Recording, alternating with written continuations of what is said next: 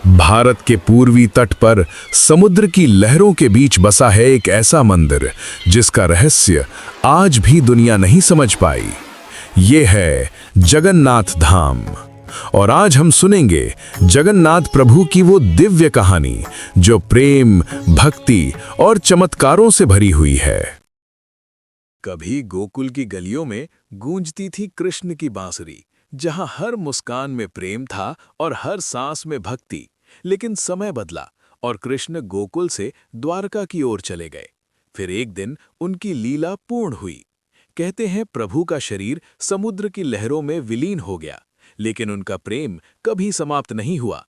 उसी समुद्र से एक दिव्य लकड़ी प्रकट हुई, मानो स्वयं भगवान अपने नए रूप की ओर संकेत कर रहे हों।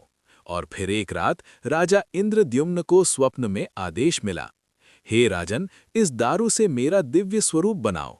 यही था भगवान जगन्नाथ के अवतार की शुरुआत। अगली सुबह राजमहल में एक रहस्यमय वृद्ध शिल्पकार आया। उसकी आंखों में अजीब सी शांति थी, मानो वो कोई साधारण मनुष्य न हो। उसने राजा इंद्रद्युम्न से कहा, मैं प्रभु का स्वरूप बनाऊंगा, लेकिन एक शर्त है, जब तक मेरा कार्य पूरा न हो कोई भी द्वार नहीं खोलेगा। राजा ने वचन दिया और वो दिव्य दारू को लेकर बंद कक्ष में चला गया। दिन बीतते गए। अंदर से कभी औजारों की हल्की आवाज आती, फिर पूरी शांति छा जाती। रानी का मन घबराने लगा और एक क्षण में दरवाजा खोल दिया गया। दरवाजा खुलते ही शिल्पकार गायब था। वहां बस रखी थीं अधूरी लेकिन दिव्य मूर्तियां। तभी आकाशवाणी गूंजी, ये मूर्तियां अधूरी नहीं, यही मेरा वास्तविक रूप है। अधूरी मूर्तियां देखकर राजा इंद्रद्युम्न और रानी अत्यंत व्याकुल हो उठे। उन्हें लगा उनसे कोई बड़ी भूल हो गई है। राजमहल में सन्नाटा छा गया और सबकी आंखों में आंसू थे। तभी अचानक आकाश से एक दिव्य प्रकाश फैला और गंभीर शांत वाणी गूंजी, राजन, शोक मत करो, ये मूर्तियां अधूरी नहीं हैं, यही मेरा वास्तविक स्वरूप है। मैं हाथ पैर से नहीं, अपने भक्तों के प्रेम और विश्वास से पूर्ण हूं। मेरी बड़ी आंखें इसीलिए हैं ताकि मैं हर भक्त के दुख सुख को देख सकूं। मेरे हाथ नहीं, क्योंकि कर्म तुम्हें स्वयं करना है, और मेरे चरण नहीं, क्योंकि मैं हर समय तुम्हारे हृदय में विराजमान हूं। उसी क्षण राजा समझ गए, जगन्नाथ प्रभु केवल भगवान नहीं, वे भक्ति का जीवंत रूप है। जगन्नाथ प्रभु ऐसे भगवान हैं जो साल में एक बार स्वयं अपने मंदिर से बाहर निकलते हैं। वे किसी दीवार में बंधे नहीं, किसी नियम में कैद नहीं, वे अपने भक्तों से मिलने आते हैं।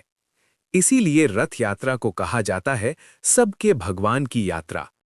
इस दिन अमीर गरीब, ऊंच नीच सब भेद मिट जाते हैं।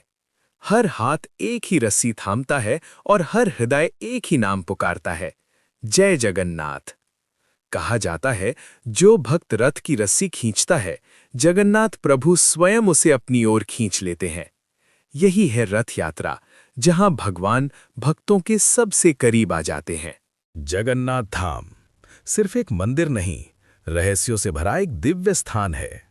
यहाँ समुद्र की हवा एक दिशा में चलती है, लेकिन मंदिर का झंडा हमेशा उल्टी दिशा में लहराता है। शिखर पर लगा चक्र किसी भी दिशा से देखो हमेशा सामने दिखाई देता है। और सबसे आश्चर्यजनक, इस मंदिर के ऊपर आज तक कोई पक्षी उड़ता नहीं, मानो स्वयं जगन्नाथ प्रभु इस धाम की रक्षा कर रहे हों। यहाँ आकर एक ही बात समझ आती है, ईश्वर को तर्क से नहीं, भक्ति से महसूस किया जाता है। जगन्नाथ सिर्फ भगवान नहीं, विश्वास का दूसरा नाम है। वे अधूरे रूप में भी पूरी दुनिया को अपनाते हैं।